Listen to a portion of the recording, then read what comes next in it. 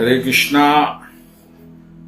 आज का हमारा सत्संग श्रीमद् भगवद गीता के दूसरे अध्याय के 70वां श्लोक। भगवान कृष्ण कह रहे हैं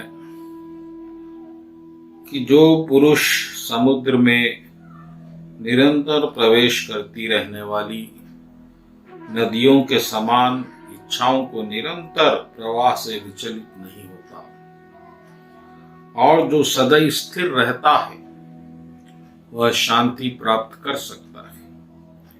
वह नहीं जो ऐसी इच्छाओं को तुष्ट करने की चेष्टा करता, वह शांति प्राप्त कर सकता है। पूरे जीवन की हमारी मांग है शांति, सुख और शांति। इस सुख और शांति के चक्कर में हम क्या क्या बन गए, क्या क्या कर गए और क्या क्या करने वाले हैं, ये आप जानते हैं और मैं जानता हूं। लेकिन शांति का पौधा न कभी हमारे आंगन में खिला, न शांति का पंछी कभी हमारे गगन में उड़ा। हाँ, अशांति के पौधे, बबूल के पौधे जरूर बड़े हुए और कांटे बनकर हमको चुभ रहे हैं। तो भगवान कृष्ण यहाँ पर एक ऐसे पुरुष के बारे में समझा रहे हैं जो शांत है, जो शांति को प्राप्त कर चुका है। अब वह पुरुष शायद आपको कहीं मिल जाए, लेकिन वह कैसा होगा ये भगवान इस श्लोक में समझा रहे हैं। तो भक्तगणों, अगर ऐसा पुरुष आपको मिल जाए तो समझ लेना कि वह शांति को प्राप्त हो चुका है। तो अब यहाँ पर भगवान का कथन है कि जो पुरुष समुद्र में निरंतर प्रवेश करती हुई नदियों के समान इच्छाएं हर दिन पैदा होती है, नई नई इच्छाएं, पुरानी अधूरी इच्छाएं, गहरी इच्छाएं, ऊपरी इच्छाएं, इच्छाओं का बहुत बड़ा जाल हमारे अतराफ पहले से ही स्थापित है। और यह इच्छाएं आती है, यानी कि जो पुरुष शांति को प्राप्त हो चुका है, ऐसा नहीं है कि उसे इच्छाएं नहीं हो रही है। इच्छाएं उसी तरह रहेंगी जिस तरह एक अशांत व्यक्ति में उत्पन्न हो रही है, लेकिन वहां और यहां एक फर्क होगा। फर्क भगवान खुद बता रहे हैं। नदी जैसा कि प्रभु उदाहरण दे रहे हैं, नदी तेज गति से, जिसका कोई बेलगाम, कोई रुकने वाली नहीं, ऐसी गति से समुद्र में प्रवेश करती है। इसी तरह इच्छाएं भी हमारे हृदय में प्रवेश करती है। अब इसके बाद दो चीजें हो सकती है। एक जो ज्ञानी है उसे ये अंदाजा होगा, ये ज्ञान होगा कि ये इच्छाएं उसे कहां ले जाएगी। ये इच्छाएं उसे बंधन में ले जाएगी या मुक्ति में ले जाएगी, और वह इस ज्ञान से उस इच्छाओं को वहीं रोक देता।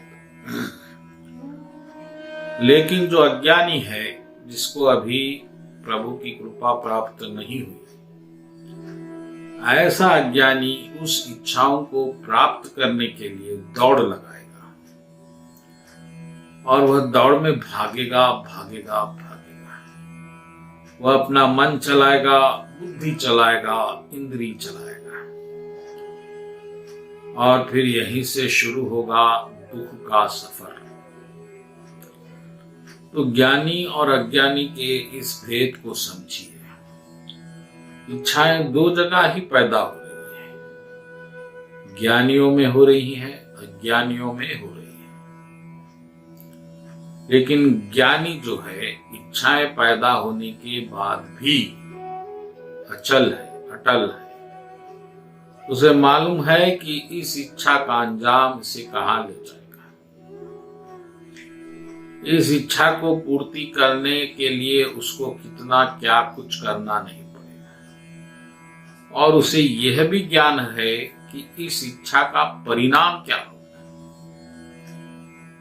तो इस तरह का ज्ञान होने के बाद वह समुद्र की तरह अचल हो जाता है। और नदी जब समुद्र में मिलती है तो नदी खत्म हो जाती है, समुद्र ऐसे का वैसा ही रहता है। इसी तरह भक्त में भी इच्छाएं पैदा हो गई हो तो भक्त विचलित नहीं होता।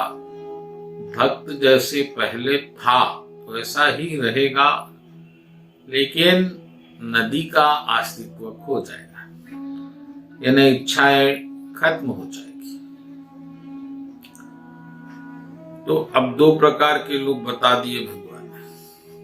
एक, इच्छाएं आएंगी और इच्छाएं आपको विचलित भी करेंगी, द्वंद्व करेंगी। वह एक बल बन जाएगी, उसकी पूर्ति के लिए हट करेगी, आपको बेचैनी में ला देगी। लेकिन जो इस बेचैनी को रोक सकता है, जो इस बेचैनी को ठुकरा सकता है, जो इस बेचैनी के आगे घुटने नहीं टेकेगा, वही शांति को प्राप्त हो जाएगा। अगर आपने इच्छाओं के वेग के आगे खुद को समर्पित कर दिया तो फिर आपको इच्छाएं उसी तरह ले जाएंगी जिस तरह कोई सूखे पत्ते को हवा ले जाती है। अब इसकी दशा, इसकी सब हवा पे निर्भर होगा, और आपकी चेष्टा पे, आपके कर्म पे, आपके भाव पे भाग्य निर्भर हो चुका। तो भक्तगणों, शांति के प्राप्ति का मार्ग इच्छाओं को कम करने में है, ज्यादा नहीं। भगवान ने कहा कि भक्त बस नित्य अवसर वस्तु, जरूरी वस्तुओं के लिए ही जीता। अब इसका क्या अर्थ है ये भी समझ लीजिए। अब नित्य वस्तुएं आपकी कितनी आवश्यकता है हर मानव की। रोटी, कपड़ा, मकान, 2 वक्त की रोटी, दाल, बस। कपड़ा, एक साल चलेगा, 2 साल चलेगा। 2 कपड़े एक जीवन में साल भर के लिए बस। मकान किराए का मिल सकता है, आश्रम हो सकता है, या जाति, कुछ भी। तो जो हमारी नित्य वस्तुएं, आवश्यक वस्तुएं हैं, भगवान ने उसको पहले से ही बहुत कम मोल में रखा है। अब हमारी नित्य वस्तुएं आप देखिए, हवा के बिना हम नहीं जी सकते, तो उसका भगवान ने क्या मोल रखा? फ्री कर दिया, बिल्कुल मुफ्त। अगर भगवान हवा को धन से उसका मूल्य रखते तो हमें देना ही पड़ता, बचना। उसके बाद अति आवश्यक वस्तु पानी, उसका भी बहुत कम मोल है। अभी हमारी सरकार ने उसका मोल लगाया, वरना पहले तो ऐसा मोल नहीं था। फिर भोजन, वह भी भगवान की कृपा से बहुत कम में भी आ जाता है। तो ये नित्य आवश्यक वस्तुओं को प्रभु पहले से ही उसके मूल्यहीन रखते हैं, अति मूल्य में नहीं। अब जो बेकार की वस्तु है उसको भगवान बहुत मूल्य बना देते हैं, ताकि उसके पीछे ही आप ना भागे। और भागना है तो बड़ा मूल्य चुकाना पड़े। अब सोना है, सोने में क्या है? वो एक धातु है, लेकिन उसका मूल्य इतना है, छोटा थोड़ा भी बहुत मूल्य, क्योंकि वो आवश्यक नहीं है। बिना सोने के भी सुखी जीवन जी सकता है मनुष्य, लेकिन अब उसके आप बंधे गए इच्छा से, तो फिर अब मकान मकान क्या है बोलिए? अब जाति मकान बड़ा चाहिए, एक रूम। छोटे मकान में भी मनुष्य जी सकता है, लेकिन बड़ा मकान हो महंगा। ये सब जो अनावश्यक वस्तुएं हैं उसका मोल ज्यादा है। ज्यादा इसलिए भगवान ने बनाया ताकि आप उसके पीछे ना दौड़े। लेकिन मनुष्य का दुर्भाग्य है कि वो असली सुख को छोड़कर इन वस्तुओं के पीछे भागता रहे। भागते भागते जीवन ही खत्म हो जाता, ना उसको भोगता है ना पाता है। पा भी लिया तो भोगता नहीं है। तो भगवान कृष्ण कह रहे हैं कि वह समुद्र की तरह अटल रहता है। इच्छाएं आ रही है, आने देता है, उसके ऊपर विशेष ध्यान नहीं देता, उसको अपना अहंकार नहीं बनाता कि मुझे तो यही होना है, मुझे तो प्लेन में ही जाना। ऐसा भाव भक्त लोग नहीं करते। प्रभु जिस स्थिति में भक्त को रखते हैं, भक्त लोग उसी स्थिति में रहते हैं। इस बात को याद रखिए। और फिर समुद्र कैसा होता है? बहुत शांत। आप देखिए साधारणतः जो समुद्र की स्थिति बहुत शांत होता है। कितनी नदियां वेग से, तेज से, लहरों से, बड़ी गति से उसमें मिलती है, लेकिन वह विचलित नहीं होता नदी की तरह। तो इच्छाएं कितनी बड़ी हो छोटी हो, भक्त में आ जाए तो भक्त को तो बस 2 वक्त दाल रोटी मिल जाए, प्रभु का भजन मिल जाए तो वो प्रसन्न हो जाता। अब जो भक्त नहीं है उसको क्या क्या चाहिए आप सोच नहीं सकते। उसको पहले मोबाइल चाहिए, तो फिर महंगा मोबाइल, फिर iPad, EV pad, you pad, बहुत से पैड चाहिए।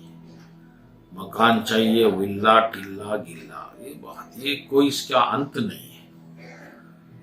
इसलिए वो अशांत रहता है। इस श्लोक में भगवान कह रहे हैं कि जो इच्छाओं से विचलित नहीं होता वही शांति को प्राप्त करता है। तो भक्तगणों, सिर्फ आवश्यक वस्तुओं की इच्छा करिए, जो अनावश्यक वस्तुएं हैं उसके प्रति ध्यान मत दीजिए। जीवन तो वैसा ही कटना है तो कट ही जाएगा, लेकिन भजन नहीं होगा अगर आप वस्तुओं के पीछे दौड़ेंगे।